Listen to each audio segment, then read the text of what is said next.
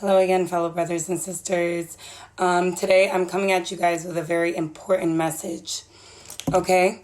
Now, I don't know how 100% accurate this is, but listen to what I'm saying. I need you guys to watch this video and see what's going on here with your own two eyes. Okay?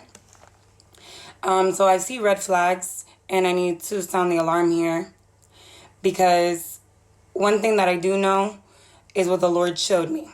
Okay, that's all I know. And forgive me. Even Paul said that he is not eloquent with words, but it doesn't mean that he does not have knowledge. Okay? What I mean by this is I can't go into every tidbit of detail or this video would be like years long. Okay? It's a lot of research that has gone into this, a lot of patterns that I've seen, and when I say, trust me, I have reason to believe these things, I'm telling you the truth. Seek the Lord, ask him. It's coming straight from him, I promise you. What gain do I get of this? I get no gain here, okay? I could be doing makeup or nails like every other girl on videos to get attention, if that's what people think that it is, okay? So listen. I'm going to link a video down below, and you're going to see what I'm talking about. First off, what this video is dealing with, I'm going to have to kind of work my way up to it. I'm going to have to prime your mind for what I'm about to speak in regards to, okay? So, I'm going to be talking about the Temple Mount. This all ties in. The Temple Mount and the merging together of religions, okay? So, we're coming to that time where we're going to be like Jesus of Nazareth, okay? Notice I said like him. So we're going to be enduring we're coming to that persecution stage, okay? Now, God can do whatever he wants. Let me just put this out there because there's many people bickering and arguing in the church, and they need to not do that because we need to come together because we are the set apart ones. We're the ones that belong to Jesus Christ, okay? So it's going to become very prevalent who is for us and who is against us. And we're going to be left alone in this matter, okay? Just like Jesus did. It's going to come to that point. Now, yes, I believe in the rapture and all these things. But God has to prove that he is the one true God. So it's going to come to a chain of events where we're going to see a merging together under every circumstance. And the Lord is going to confirm to us that this is what he's saying. And then he's going to confirm to the non-believers and to the people who do believe but they're lukewarm that this is not it's not a conspiracy. It's not it's not a coincidence that these things are coming. Okay? The Lord will make himself very known. There's going to be things that transpire that there's no explaining them. Okay? He's going to make it very, just like Moses in Exodus. Okay? Let my people go. Or there's going to be a plague. Plague hits. Tell them to stop, Moses, and the plague stopped. Okay? Parting the water. I'm not saying all these things are going to happen again. They may. But all I'm saying is that God is going to 100% make himself known. And in the Bible, it says that every knee shall bow and every tongue shall confess that Jesus is Lord. So we're getting to that stage where people are going to still know the truth and they're still going to deny Jesus. Okay? Because of A, B, C, D. Because they want to live their life whatever, they want to do. Because they're going to, they don't like this and they don't like that. Right? So, the merging together. Now, the Christians know that there's going to be some type of merging together of religions, of government, and all together. Like, it's going to be the ultimate beast. Okay? And a lot of us, we look at the Catholic Church, and yes, Catholic Church is like one of the most heinous things. And you guys, if you're in Catholicism, I'm not saying Jesus doesn't love you. Please come out of it. Come out of Babylon, okay? All of these Babylonian religions merged together with Catholicism with Emperor Constantine and with the Roman Empire. Okay? So all these religions of paganism were mixed into Christianity with the Catholic Church. All right, you guys? Now, this is where I'm leading up to, right? So the Temple Mount, we know that there's obvious arguments over the Temple Mount between the Muslims and the Jerusalem, right? So we see that there's a huge argument there, that they're always fighting. There's always problems. And I've seen similarities or patterns in all of these religions, okay? Especially in Judaism / Christianity, and mostly Catholicism, because they deal all with that mysticism. All of that whole side over there deals with that mysticism stuff, okay? And it was introduced into Catholicism. They know what they were doing. So you have the mysticism, and they all believe in like one God, and they're very strict in saying one God, one God, one God. But the similarities are that everything that they preach about one God and no idolism and no idols and all these things, all of these things are contradictions, because they go to Mecca, which is an idol, and they worship God there. They face to the east, which is an abomination before God, to worship. Okay, that's sun worship. That's also an idol, and that's worshiping the stars. So the Muslims clearly, and everyone else, Catholic churches too, are all involved in the same sect, where I don't like calling people Christians because that word has been tainted, okay?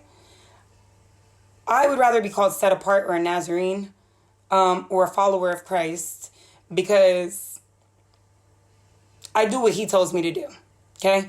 I don't want to be summed up in a group of people who clearly have done whatever they wanted over time, okay? Because that's why a lot of Muslims and why a lot of other belief systems don't like Americans, don't like Christianity, because of how it's been perceived and shown out there as a joke, okay? The true Christians of the Lord, God speaks to them, and Jesus works within us, okay?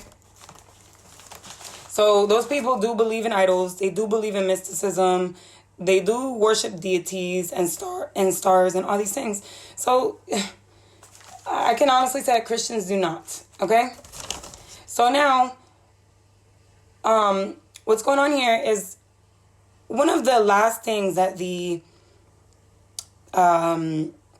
Jews say needs to happen, or whatever. They say their Messiah is already picked out. I don't know if they're bluffing or what, but we're coming to that time.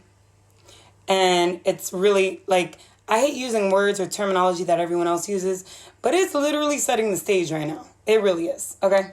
So the reason why I'm talking about the Temple Mount is because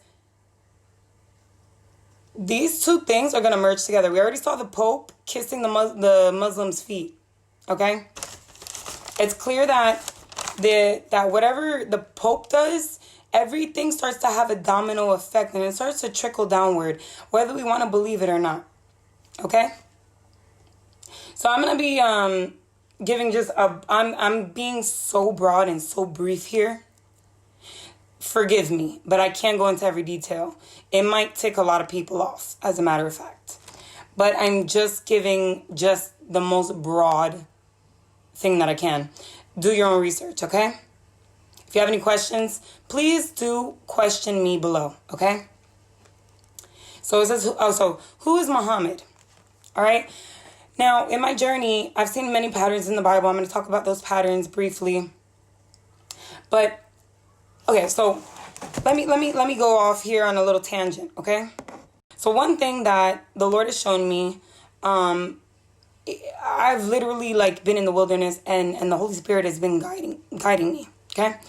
And one thing I've seen is that the scholars have a lot figured out as far as words go, they know what they're talking about, okay? And there's so much in the Bible that us Americans and English-speaking folks do not understand because it has been translated wrong, okay? And I'm going to try my best to explain this, okay? I'm not saying the Bible's wrong. I'm saying that the way it was translated is wrong, okay? So I'm going to merge kind of everything together so that you can see a broad spectrum here. So the Lord showed me that pretty much everything that we see is true, okay? Everything that is going on, there is some truth to everything, okay? Meaning, there's some truth to what the Muslims say. There's some truth to what the Judeans say. There's some truth to what the Catholics say. Catholics kind of have it all summed up. They really do have everything intact. But the problem is that they worship other deities, okay? That's a problem.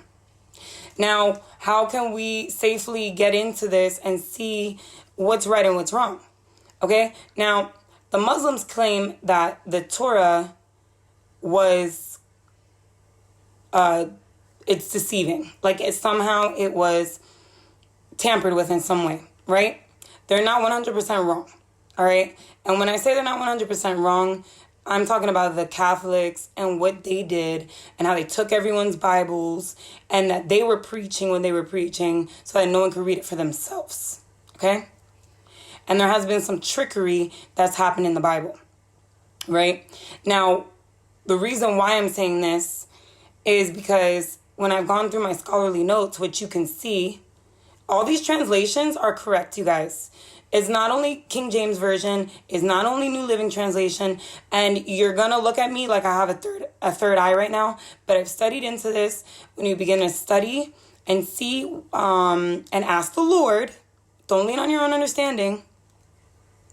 How did all these interpretations come about? There's a reasoning for it, okay? So King James Version is a poetic version of the original writings, okay? They are writings that have come back since oral times, since ancient times, and they have been compiled into the canon, which they deem is the 66 books, okay? Now, some books have more, some books have less, and this is what the Lord talks about in adding and subtracting to the Bible. It's evil, okay? But if we look at the Bible and if we look at all these other documentations from all these other religions, right? I'm a 42 Alpha. The Lord has shown me this through how I work and how I've worked in the past. When you look over this documentation, you'll see truth, okay, everywhere. Now, there's different sides to stories, and this is what Jesus talks about in being a judge. You need to be able to weigh the balances and see and judge what is false and what is true, okay? And this means seeing it from every angle. There's a purpose for all this. Just hang in there, okay? So if we stop looking at these documentations as religion and we stop having a bias and we look at these documentations like the scholars do, because a lot of scholars, they will never knock down the Bible. They never, ever, ever say that Jesus never existed, okay? They never, ever, they never say that. True historians will never say that because it's documented by many people.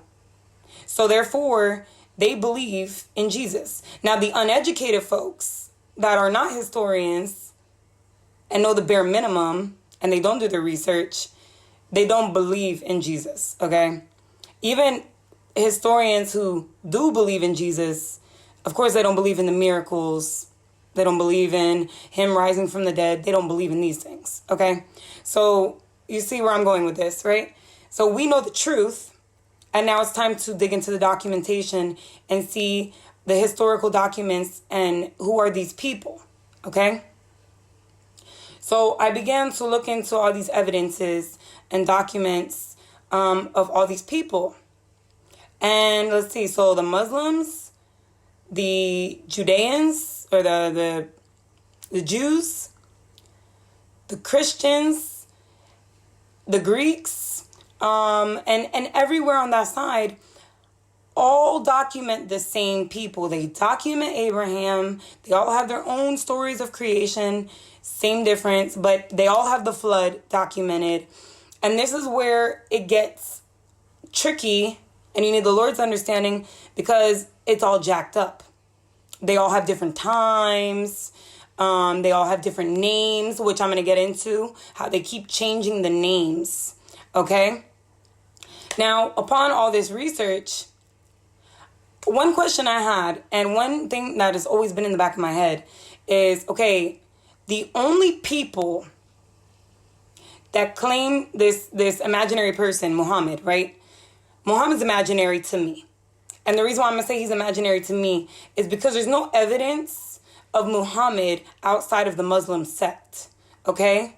I don't see him documented anywhere else in history. I'm sorry, but it's true, okay? When you ask the Muslims about this Muhammad character, they say he took down a bunch of... He was not a nice person, okay? So he was a killer. He killed and he plundered and he pillaged so many people, okay? And that is unlike our Jesus Christ, okay?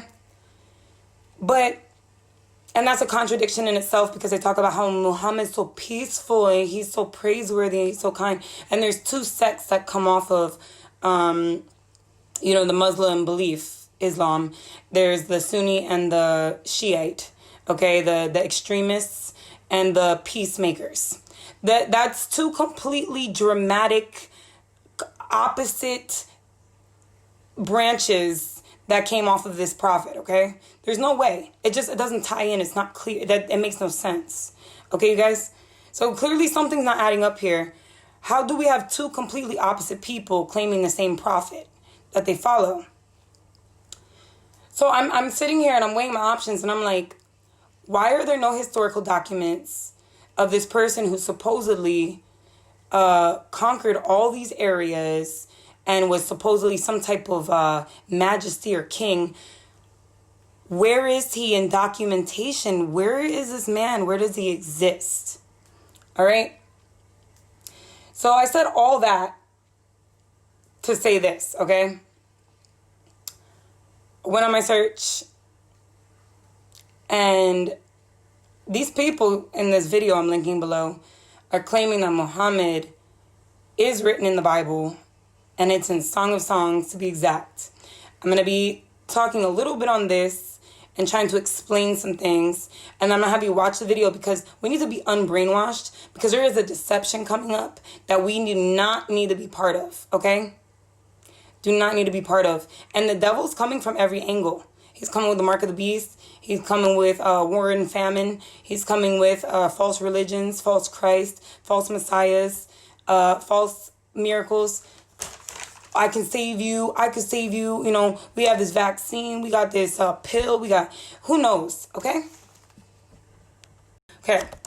So we have Alexander the Great. He's documented everywhere, okay? He went all the way, he went India. He was also infamous for riding an elephant, okay? And I was thinking to link those two together, but because, and I'm going to tell you why, okay?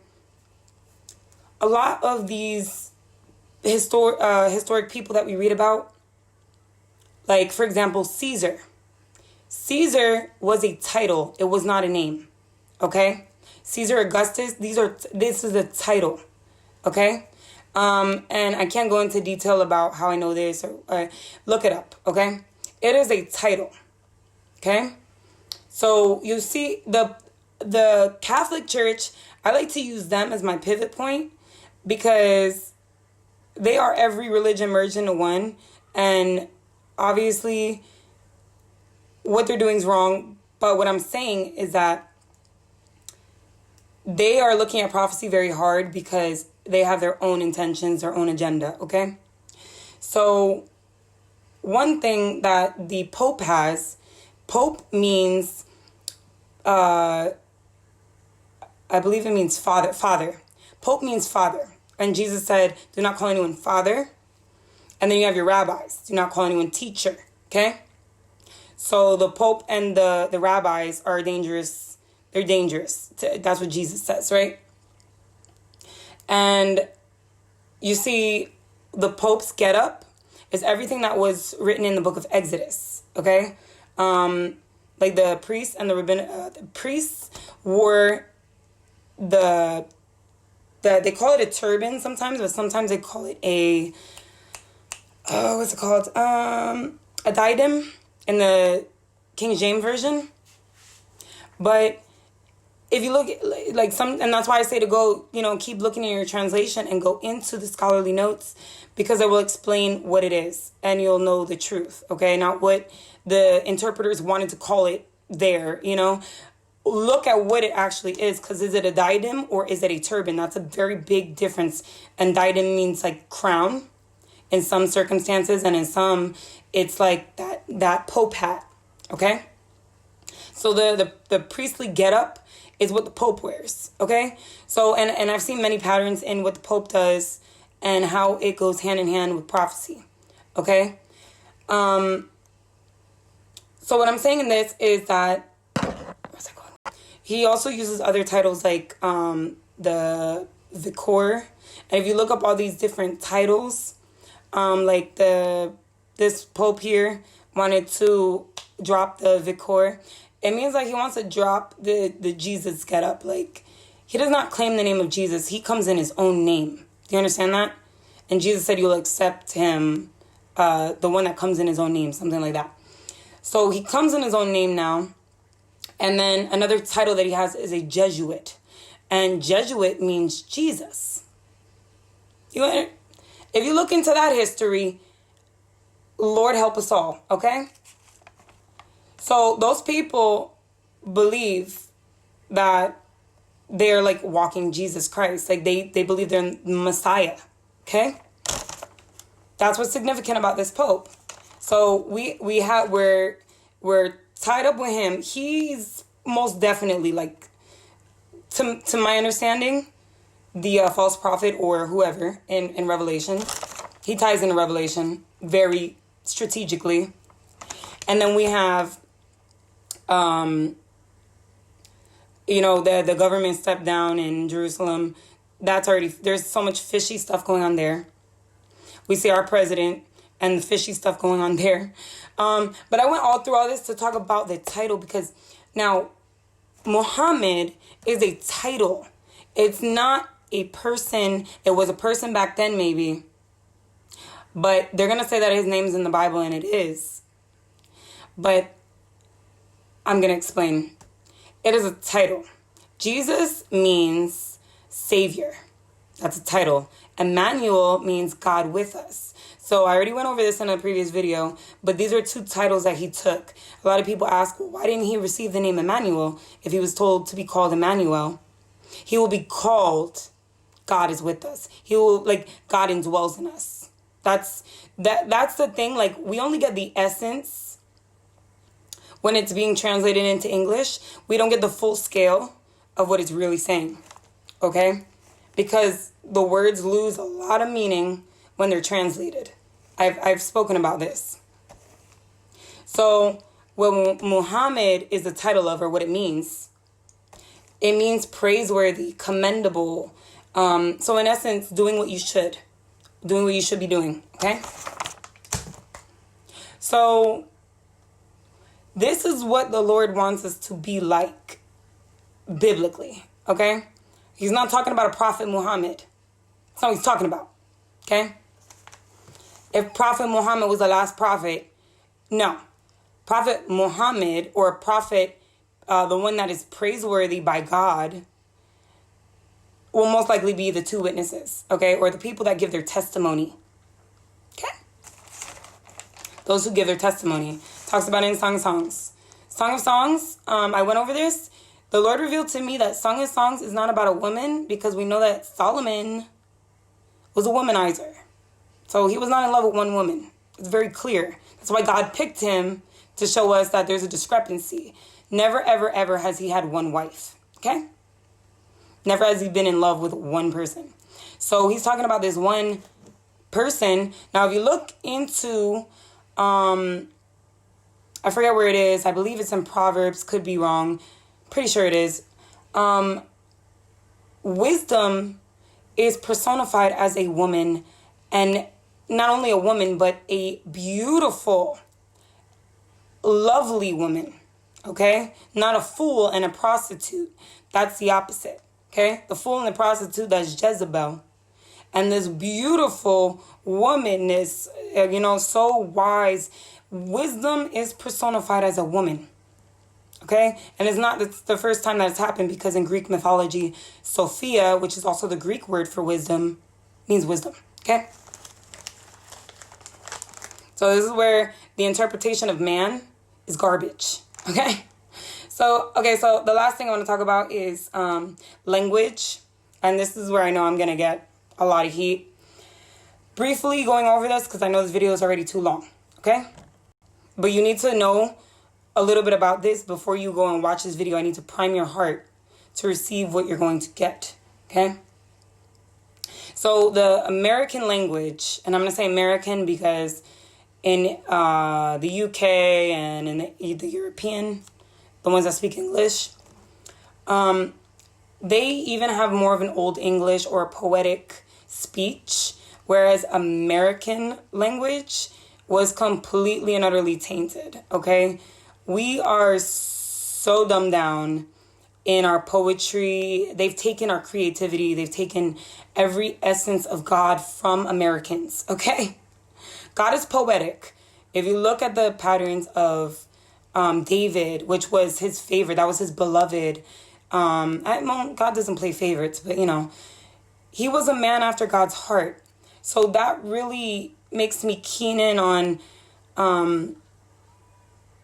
on David, because a man after God's heart, he never said that about anybody else. And then he's mentioned again the keys of David in Revelation.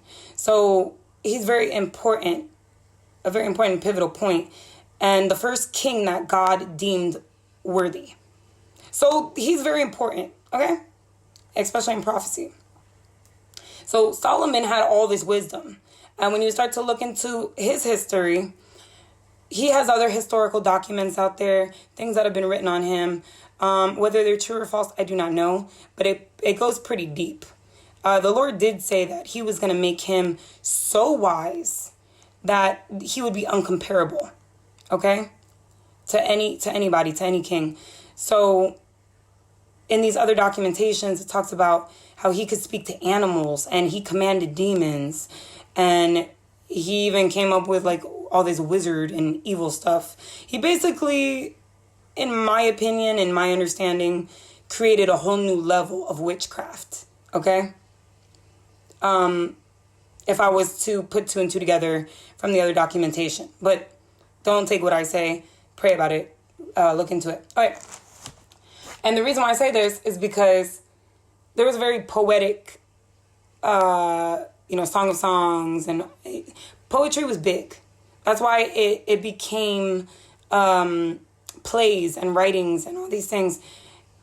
The Bible is essentially poetic as well. Okay, there's a lot of similes, metaphors. Jesus spoke in parables, which is poetic. Okay, so not everything's literal. Okay, so that's where translations kind of come into play too, because you got to see what's literal and what's poetic, and decipher. The Lord says to divide the scriptures rightfully. So we need to be diving in and seeing what are the differences and what it truly means, getting an understanding. Like if I say, oh, you're a pain in my neck, and I told that to someone who doesn't speak English, they would look at me like I'm crazy. They'd be like, I'm a pain in your neck? How? It's a metaphor for you're annoying me. You understand? And some translators would be like, you're annoying. Some other translations might say frustrating. So you see there's two different words, and you want to understand which fits in this context better. Okay? So, okay, here I'm gonna explain to you how the Semitic language works, okay? Now Jesus spoke in Aramaic. I want to say that again. Jesus spoke in Aramaic. Okay? And if you look in the Bible, you will see that Aramaic shows up only when people wanted to say something in secret. Okay? And the reason why I say Aramaic is because the Bible is translated in Hebrew and in Arabic, which is Chaldean Hebrew. And you have Yiddish, okay, which is another branch off of Hebrew. You got the phonetic, I think it is, which is one of the first, I don't want to get into all that. But Aramaic is actually very close, and Persian is very close to English. And it all derives from possibly Sanskrit, okay? Because everything links with Sanskrit and with India. I'm telling you guys.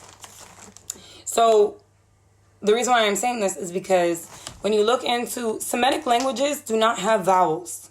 So they fight over the pronunciation of the words. And that's what I'm talking about when you translate their letters, which have so much meaning and symbolism and deep depth to them, from numbers, values, and pictures, pictographs, like you see with the Egyptians and everything, that when you translate it, like God's name, YHWH, they fight. Sorry about that. They fight over how it should be translated. So is it Yahweh? Is it Yahushua? Is it Yahshua? So you see where there's no vowel, so you can't put it together. Well, that's where they found Muhammad. It's MHD, I think, something like that. And there's no way to translate that easily. You know what I mean? All they can do is kind of translate the essence of the word. But they can't translate, oh, yeah, that name is Muhammad. Do you understand what I'm saying? And this goes with a lot of things in the Bible, a lot of patterns in the Bible. Okay? Like, for example, when you look at the names of the cities, you have Bethlehem, right? And you have Bethsaida, and you have Beth. These are compound words, and they don't make them compound words in the Bible. Beth means house. Saida is, I don't want to get into that one. That was a long one. But Lahem means bread. So it means house of bread, essentially. It should be hyphenated, but they don't hyphenate it. So you need to do your research and go in and see. You're reading these words as they're one word, like Nebuchadnezzar. That's not one word. That's not one word. Okay? And then they give you a bogus etymology saying, yeah, it means this. No, it doesn't. Because if you break down the word essentially and you go back to the root of the language, that's not what it means. So you're gonna see that, okay, so in the beginning, it says Elohim, right? Created the heavens and the earth and all these things. Now the scholars, this is where the scholars are wrong in their interpretation, but not in their translation. And I'm going to explain this. So there's a difference between an interpretation and a translation. Okay? Just like I said, you're a pain in my neck. Some would say it means frustration. Others would say it means annoyance. Okay? And you're like, oh, that's the same thing. Yeah, but when you're really trying to hone in on what is God saying here, then you want to know the exact word. Am I annoying or am I frustrating? Because annoyance can be by accident, but a frustration is purposeful in a sense. You know what I mean? So what the scholars say about Elohim, which you'll see with all these people, I see all these Christians talking about this, and the Lord has clarified this with me. This is an important video that needs to go to all the Christians, especially the ones that are in deep research, okay? Or those who have lost the faith because of their deep research, because they did not lean on the Lord's understanding.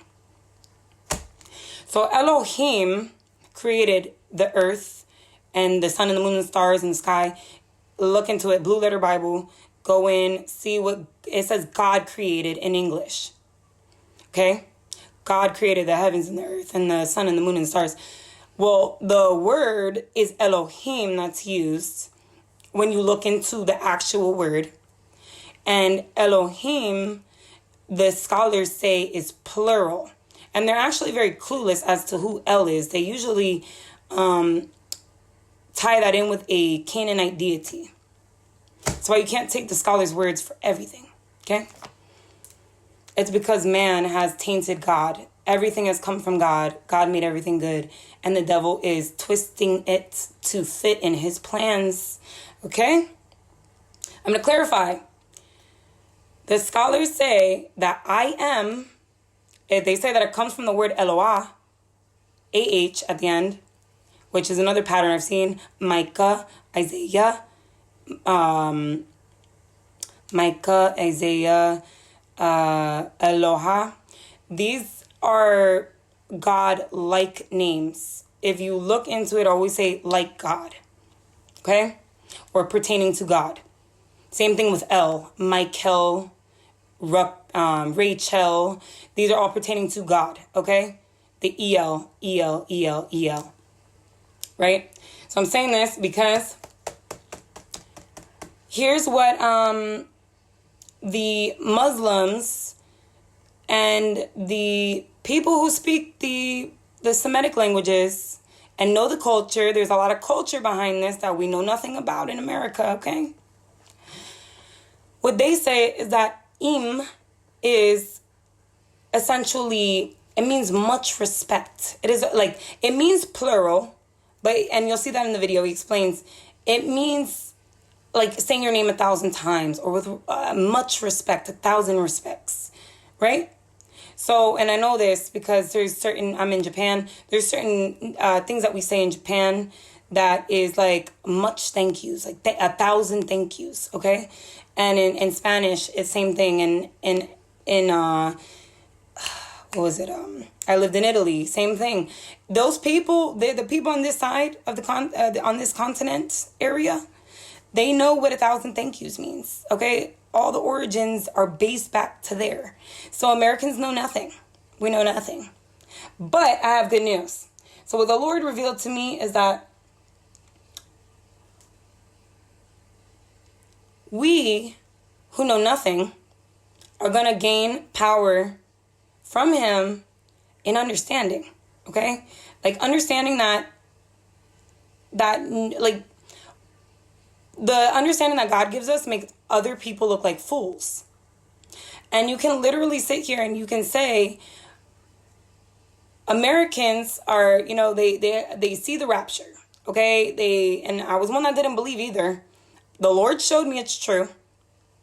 The rapture and all these new ideas that, you know, no one would have ever guessed in 1,000 years. And the Lord said that there's going to be new things coming to light in the end days, and they're beginning to be revealed. So best bet your bottom dollar that we're in those end times, because all these things are coming so rapidly. All of a sudden, my daughter has dreams about meteors and cops arresting children, and I'm always attacked in all her dreams. And she saw like SWAT team. She's seen things, and she's 6 years old. And I don't tell her. I have headphones in 99.9% of the time. Like, nobody hears what I listen to daily. Not even my husband knows what I listen to regarding the news. I don't put the news on. Every source of information I get is from Christians. And then I come back, I weigh my options, I pray to the Lord, and I see what's true and what's false. And then my daughter's dreams confirm. So the Lord has given us that gift. You understand? A 6-year-old doesn't know. She doesn't know about cops. She had a dream recently about me being on a donkey and a cop coming and forcefully arresting me and then arresting a child that tried to defend me. Okay? So much symbolism there. At the same time as right before the protest started and that thing happened with the guy. I don't want to say too much words, but when that happened, my daughter had this dream simultaneously, like the day after. Oh, mommy, cops are coming to arrest you in my dream. And I was riding on a donkey. I mean, what? Nothing triggered that dream. She didn't even know how to say tsunami, okay? She had a dream about a rock. She called it a rock hit the water, and then it started to raise up in the buildings. What would you call that? A meteorite and a tsunami. And he's proving his point with a 6-year-old. She was 5 at the time. Proving his point. Okay? My daughter told me that the coronavirus was, and I said that word, my bad, is coming up. Okay? And she didn't tell me what words. She saw a dragon trying to burn down the cities. Okay? So the Lord is giving us all dreams, visions, prophecies, prophesying, revelation on things that are to come. And I'm telling you guys to look into this, because the end result is that these two religions are going to merge together. So what you're going to see is the Catholic Church, the Christian church, because, you know, the Christians are all up on the Jerusalem's jock, okay? All up in the mix. And they're oh, we need to be on board with them. And no. We're to be set apart. So yeah, the Catholics, the Christians, the Judeans, the Muslims, all of them are going to come together, okay? All of them. And they're going to schmooze the atheists and the other non-believers and all these things, because they want to live together in unity and peace. So they're not gonna go against unity and peace in regards to religion or any of those things, because now everybody's together, everyone's good. Everybody's good. Let's build our Antichrist, you know, what's it called? Palace on top of that mount now. And the Muslims are going to be like, oh, that's good with us. We love it. You know what I mean? You got to be kidding me. And you know who's going to be set apart? The Christians saying, no, we're not doing it. We're not participating in your peace, because your peace is false. Okay? It's false. And I'm telling you guys, that building is going to be built in 3 days. Okay? It's going to be built in 3 days. The Lord revealed this to me. Now, that's why everyone's, oh, well, that building isn't built yet. We have time. It's going to be built in 3 days. Most likely by the Antichrist himself. Okay? Now, the contradictions in Muslim, in Catholicism, in many denominations of Christianity that have been brainwashed, we have all been brainwashed. Okay? That's why a title is unnecessary, because why call yourself something that is a title that falls under brainwashing? Oh, you're a Christian, so you must be like this. No. I'm set apart, and I'm doing the will of my Father in heaven. Okay? That's how we need to be looking at things. That's what we are. Because in the end, there's not going to be no... The Catholics still call themselves Christians. And now they're starting to say, oh, they're the only ones that have preserved the word. And the Muslims are saying, we're the only one that have preserved the word. And the rabbis, we're the only one that have preserved the customs. They all are fighting for who's more pious, who's more righteous, who's better than who. And God hates that. We are saved by grace alone and faith alone through Christ alone. Okay? That's the difference between us and the world. We don't make ourselves perfect. Jesus makes us perfect. Okay, you guys? So, watch this video down below. It's important. It's true. And there's going to be no more contradictions. Okay? No more. No more contradictions. God bless.